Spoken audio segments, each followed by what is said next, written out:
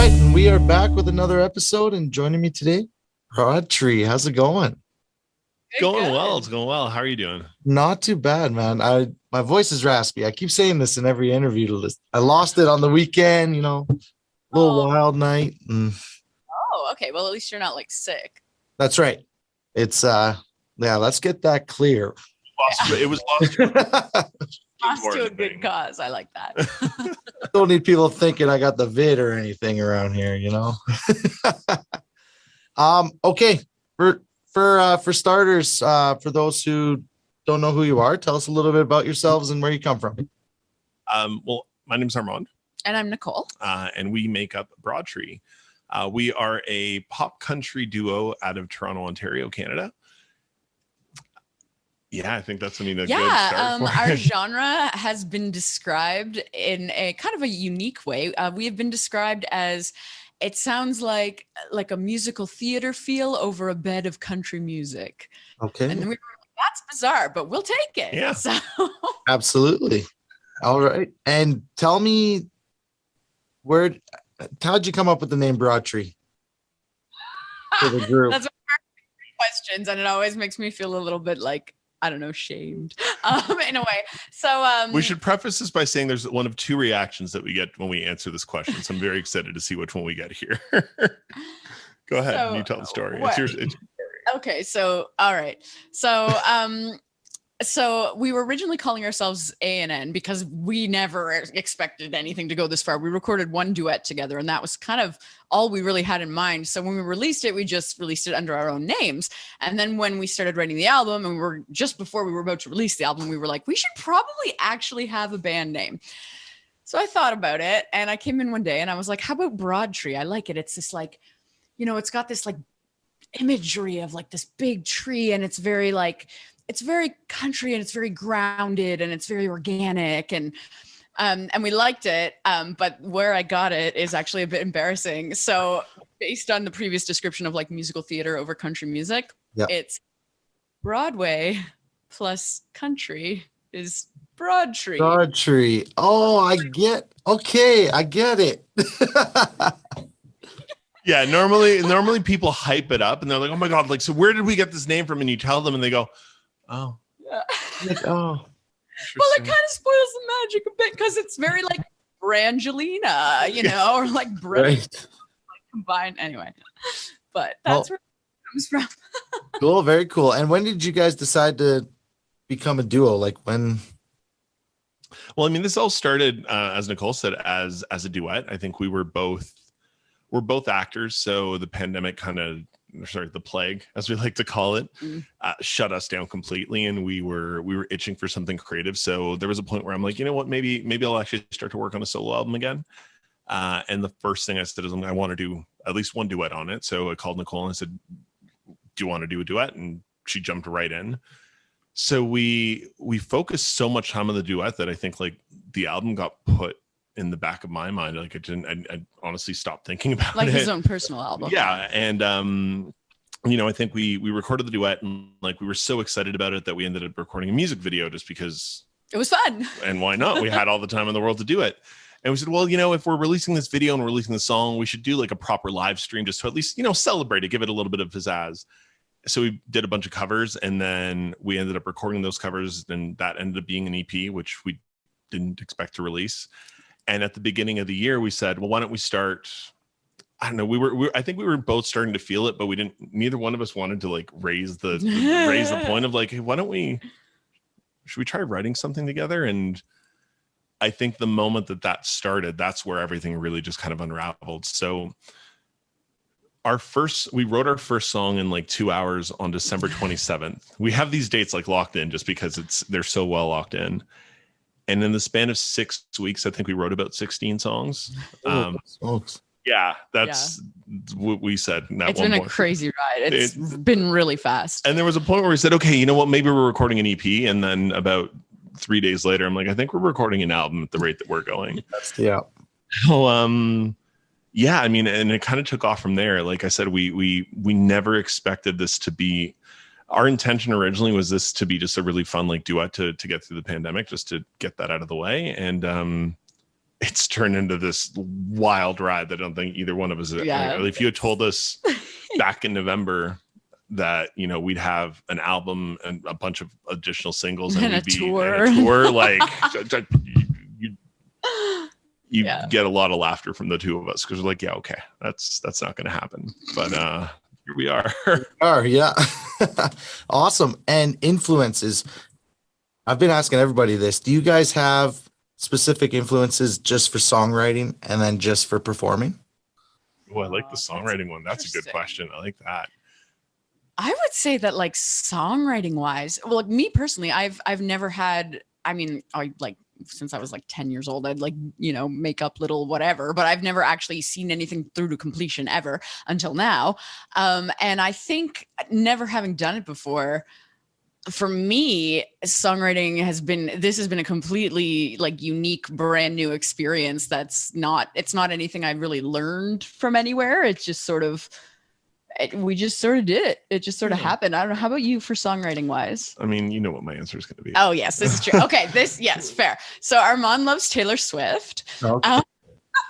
And I think your favorite thing to say that comes from sort of how she writes her songs, he likes to say that she's so good at painting the picture. Okay. And so that you've really brought into our songwriting is anytime we're creating something, that's always the next step, is like, how do we paint the picture? How do we really put that imagery forward for people? Well, especially because our songwriting because we come from a theater background, and that musical theater just kind of naturally came in because of how we write. The actual music and the melody is actually the last thing we actually end up putting together. We go through this process of, we'll come up with a concept to start. And you can call it a prompt if you want, but, you know, like the example we always use is I called Nicole up and said, what if we wrote a song about two friends that had to say goodbye? They've been together, you know, they've been friends for life, and they don't know how or when they'll ever see each other again, but for whatever reason they have to part. And that's where we started. And that turned into us sitting down and kind of developing who these people are, like where did they come from? Where did they go to school? Like, what classes did they have together? What are their names? What are their hair colors? Like, we go into such detail on these characters, or these storytellers that are basically telling you this story through a song, that painting that picture. And, you know, like, if we want to basically convey one idea through one line in a song, we have to be so detailed that how do we want to capture that essence? And I think that's been one of the most unique processes of what we do is, you know, we throw in our own experiences into each one of these songs. But then these characters kind of take on a life of their own and take our experiences with them. And then we get to shape them into anything we want them to be, which is a lot of fun. You know, if it's a negative experience, we get to kind of maybe shape it into something positive. Or if it's always been something really positive, we can kind of throw them some curveballs and, you know, see what comes out of it. So, in terms of songwriting, lyrically, definitely, I think that's how the musical theater comes into it. We treat it like we're analyzing characters as if we were going to, you know, like you would if you were taking on a role in theater or something. Mm-hmm. So, or, you know, writing a novel or whatever it would be. And then I guess the sort of the sound, because I mean, obviously, like, musical theater is my background when it comes to music. So when the sound comes through, and because we're singing from these point of views of these characters, and most of our songs tend to be duets, I think that sort of back and forth really comes through in the melodies and the way we sing things as well. And then country was also, like, when we set out to start writing, we didn't really have a particular genre in mind. We were just like, okay, well, we'll write some acoustic songs and see where it goes. And we never set out to do any specific genre. But I think country just sort of came naturally because, well, that's what I grew up with. That's my background is country music for sure.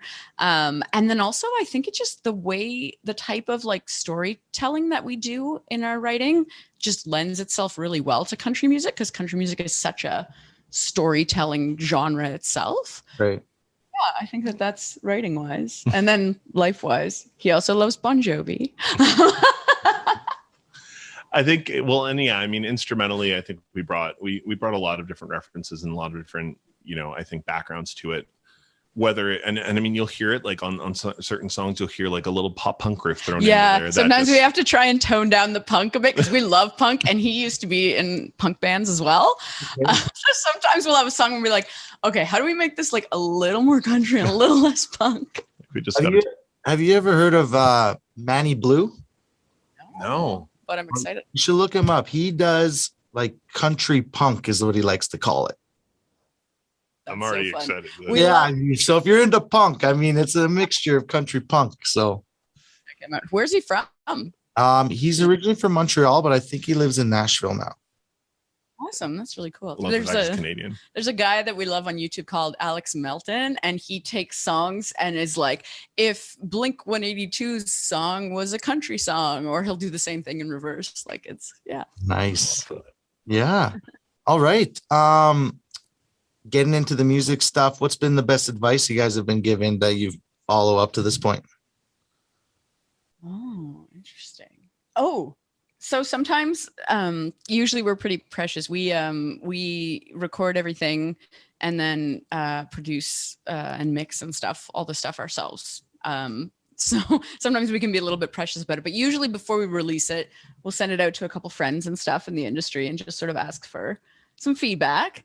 And it's usually actually specific to like certain songs and stuff like that. Like one time we got to just, this song could use a key change, or, different things like that. So on a smaller scale. Yeah. What would you say on a grander scale?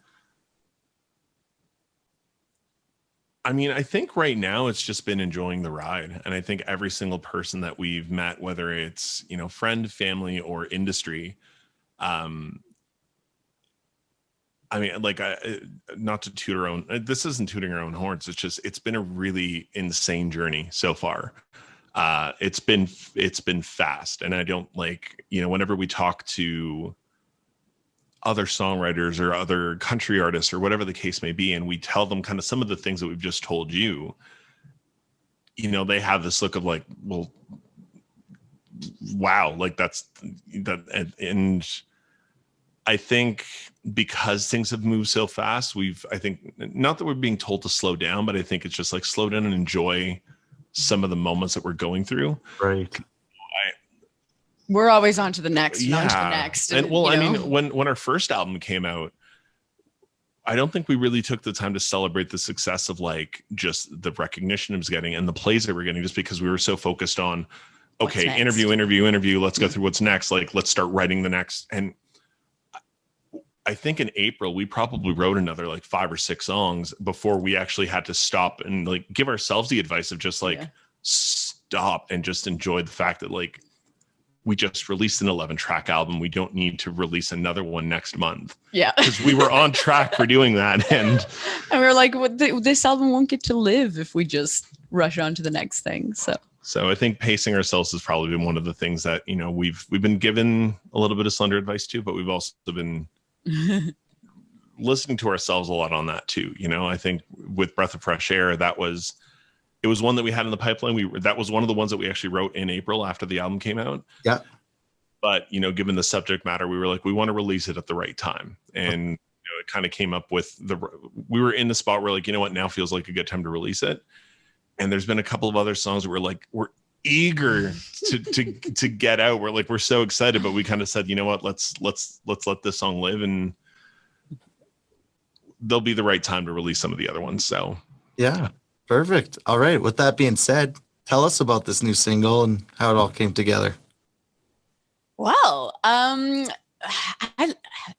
of Fresh Air has been a really, really fun time. I think I first sort of had the little spark of the idea for it because in Toronto, people, in other places will say like, oh, the first lockdown or the second lockdown or whatever. And I'm like, has it ever ended here? Like, it's just been one long, horrible beast here where we have like 2 weeks where it sort of comes out of it. And then we go right back into it for so long. And so ages ago, before we even started, I remember it was one of the first times when we were allowed to, because first when you went outside, you still had to have a mask and everything. And it was one of the first times where they were like, okay, if you stay distant, then you don't have to wear your mask outside. And it was the first time I like walked down the street without my mask on and took like a really big like breath of fresh air. And sort of entered my mind of like just how much that meant and how it sort of had the same sort of feeling in common that you might have for sort of other events and things going on in your life. So we took it and we because we never wanted to write a song about the pandemic. Like, everyone's doing that. It's been done. And B, we're tired. We don't even want to talk about it anymore. We're all so sick of it. It's negative. We don't want to focus on that. But this idea of breath of fresh air isn't about that. It's about coming out of it and having new freedom and having sort of new escape and stuff like that. And what we did, we took it and we tried to personify COVID as and make the song about more than that. So it's not necessarily only about COVID. It could be about anything in life that's really keeping you down and making you sort of lose a sense of who you are. So it can be anything as simple as like, a teenager whose parents are too controlling and driving them crazy, or like, a boss who's really hard on you at work, or something as serious as like an abusive relationship, which is what a lot of people take out of it. Or if you, get a diagnosis that's really serious or something, anything that really, really impacts your life and keeps you from being who you are and sort of makes you start to forget who you are. And it's about, how it feels to come out of that and escape that. And I think what we ended up doing with that is similar to what we do with a lot of the other songs, is creating a character out of what started to be COVID, but then, turned into this massive other character that had so much more to it. And I think that was the big thing we tried to basically describe is like, can we describe any single one of those relationships or any single one of those issues that you might be having or situations you might find yourself in, and somehow managed to do that all with, the first verse, which I thought was really something kind of cool that we were able to do. And we didn't want to spend too much time in the negative. I mean, again, like we've been there and we've been doing that for the last, 9 or 18, I don't know, however long it's been now. But, eternity later. Yeah. But the focus, I think, coming into the second verse of that song was just hope and, realizing that like, wherever it may be, you're free now. We're able to like, and we threw in some COVID specific references, like being able to cut your hair. Yeah.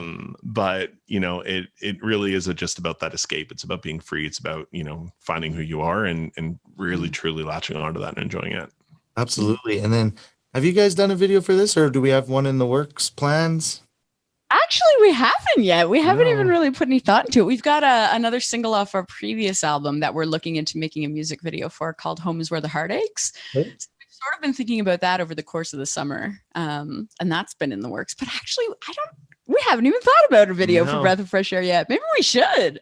I think we've been so like, and I mean, this is, I mean, we didn't even do a lyric video for this one, which is weird for us. It needs a lyric video at least for sure. No, I think it's just, we've been so caught up with, well, the fact that we have this freedom now, we've for the first time actually been able to play live.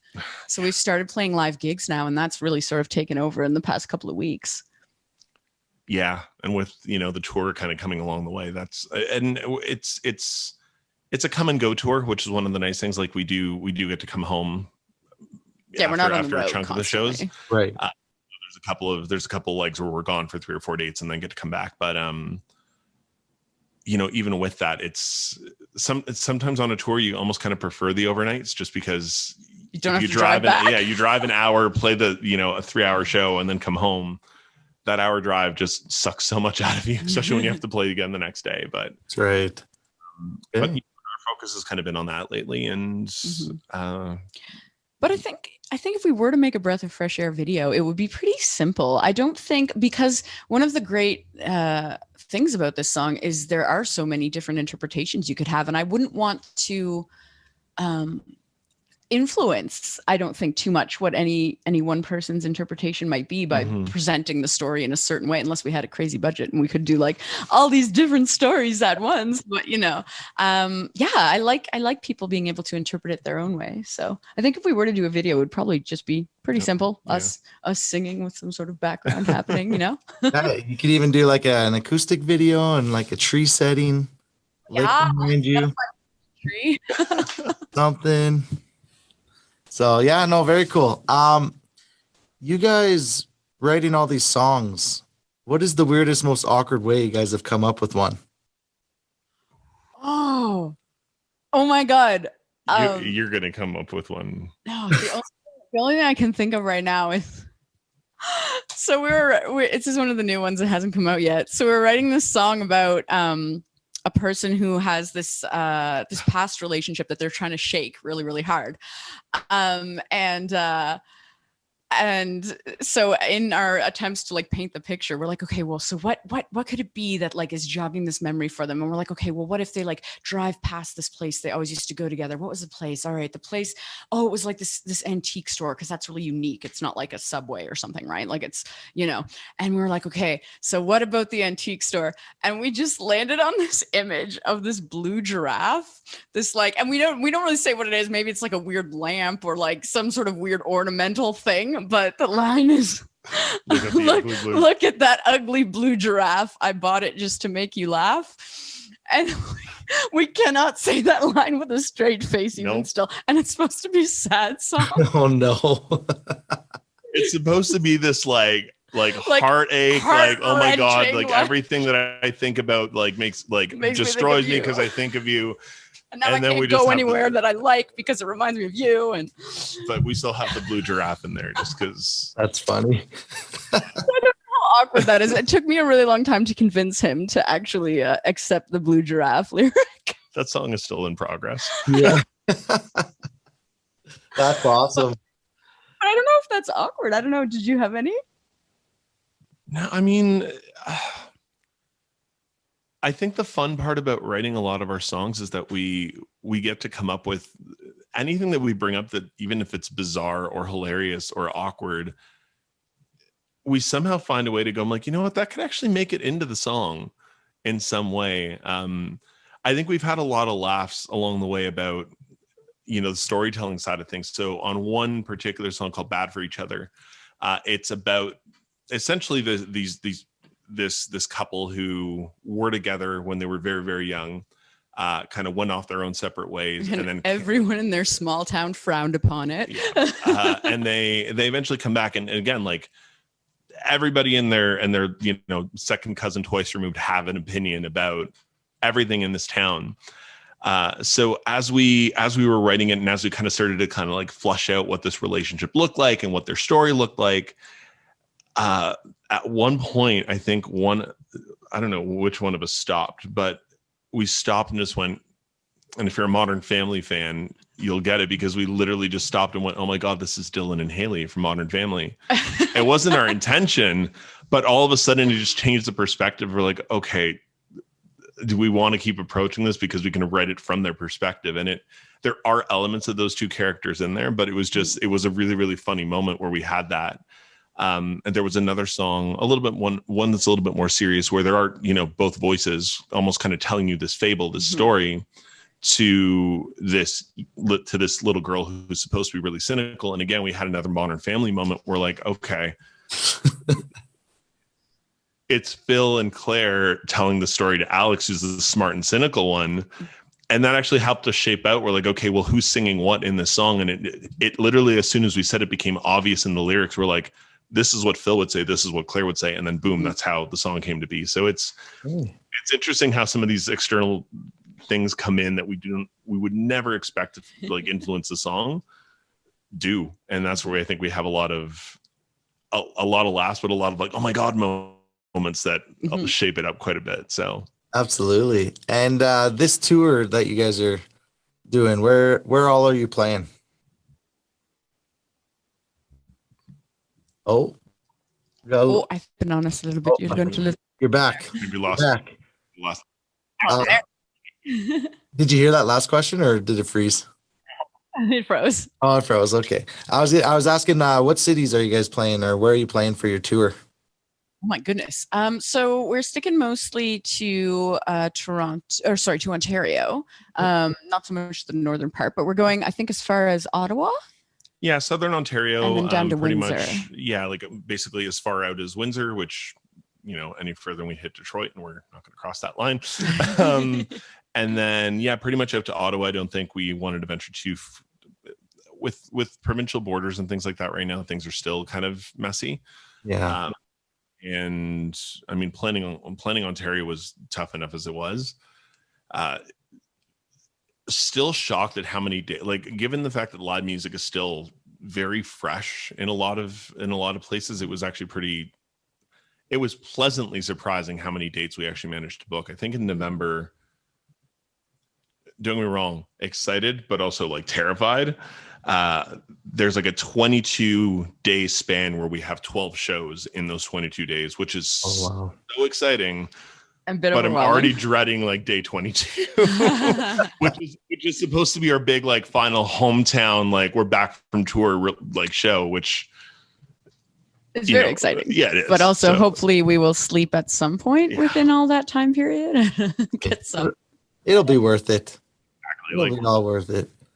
It's very fun to be back. I think that's the best part about it. It's fun to be back on stage performing our own songs. I think that's one of the best parts about this whole thing is that, we finally get to perform the stuff that we wrote during this pandemic, during this plague that we haven't been able to share with people. We've done live streams, but it's not the same performing to a camera. Yeah. We did a podcast interview when the album first came out. And the people were watching As You Are Now, and they clapped when we finished singing for them. And we were just like, and they were like, "Oh God, what's wrong?" And we were like, "Nothing, just no one's ever applauded for us before." Oh, the online stuff. I wasn't a big fan of it when it first came into play. Like, in some ways I was like, thank goodness we have this. And it did feel a bit different than say like watching a TV show. Like I had a group of friends that were like, oh, the National Theatre in England is going to live stream this play and whatever. And so we watched it together and it was sort of fun and it felt different from watching a TV show, but yeah, man, it's just not the same. Yeah. Like over in Alberta here, we opened up for the summer and it was like, I filmed at this festival, Calgary Stampede, and it was like, man, you wouldn't think COVID was a thing. Yeah, I saw some of your photos and just like in general, just saw a lot of like just from friends that like just people that were out there, and it. Don't get me wrong, like got really excited when I heard the Stampede was opening again. I'm like, that's awesome, and then I saw photos. I'm like, oh yeah, because now what are we in? Back lockdown, proof of vaccine, all this stuff. You guys, yeah. Honestly, I'm waiting to see I'm waiting to see what's going to happen here, just in terms of because like Budweiser stage has started having great big giant concerts again, and I'm always like, yay! But I know. At least you guys were in lockdown longer, so you might be okay. Yeah, we jumped the gun. It is one of those where like we went to the first big opening concert in Toronto, which was Arkells playing Budweiser stage, and it was 16,000 person venue. I think they cut it down to 10, but still 10,000 people is a lot of people, and you can call it an outdoor show. It's not really that outdoors unless you're on the grass. Yeah. And it's there were. I think the one thing that I will say, and if there's one good thing that can come out of all of this, is that it was one of the first concerts I've been to where it didn't matter how drunk anybody was or who anybody was, people were super respectful. Yeah. And great. Asked somebody to take a couple steps back, there was never like a fight. There was never an argument. It was, no problem. And I'm like, okay, if every concert can be like this going forward, I'll take it. Like, this is great. It was nice to be able to have space in your seats and not have to worry about, being too close to somebody beside you. So, I think there was, and maybe it was just because it was the first weekend that live music was back and everybody was just in this mindset of like, oh, we're so glad that we're here. Yeah. But if it's, like I said, if that comes out of this pandemic, then great. Like if that era of respect comes out, cool. Yeah. We had an amazing experience 2 weeks ago, a week before last, I guess. We played at this place on Queen Street called Tonight, and they have set up like, how they say, oh, you can sing behind plexiglass or whatever. It's a bar. And they have this like little stage in the corner with plexiglass, which is great. It was awesome, but it was kind of like being in a zoo. Because there's people sitting on the other side of the glass just like eating and drinking and like watching you while you sing behind this. It was not what I pictured when they said there'd be plexiglass. Like I thought, like, how sometimes they have like those things around drums or whatever, so they're not overwhelming. No, I kind this of was- pictured something like that. This was like a wall This of was glass. a floor to ceiling Oh, pane of that's glass. how. Oh, interesting. Literally picture an animal at the zoo where there was Literally. glass like surrounding the entire And then thing. like lights over top to like warm the lizards in there, you know, like it was cool, but it was very odd. There were no stage wedges. The wedges were like kind of ingrained into the wall, like above us, so that we could actually hear ourselves. But it was, I mean, like I give kudos to Tonight because the bar is called Tonight, but I'll give kudos to them because they've been working so hard at trying to keep live music up and running, and they've been doing it from day one. So, as strange as an experience as it was nice to actually just play a show again. Yeah. Absolutely. Perfect. Image I'll never forget though. Yeah. There are photos of literally us just playing behind glass, and it's such a bizarre image. But That's funny. The duo in their natural habitat. Yeah. All right. Last thing, tell everyone where they can find you on social media. You can find us anywhere at Broadtree Music. We are most active on Instagram. We try and put a lot of super fun stuff on there. We have videos of songs and us just doing random silly things in our lives. And we also always encourage anybody that wants to like literally chat to us. Honestly, send us a DM on Instagram. We answer every single one. So if there's anybody that has any questions for us or just wants to be friends, we would love that. We answer every message. And, we're also on Facebook and YouTube and all that stuff too. You just search Broadtree. And we're on all the streamy platforms, Spotify and Apple Music and TikTok and Napster and all that stuff. All the good stuff. All right. Love it. All right, guys, go grab their newest single, Breath of Fresh Air. And thanks to you two for taking the time today.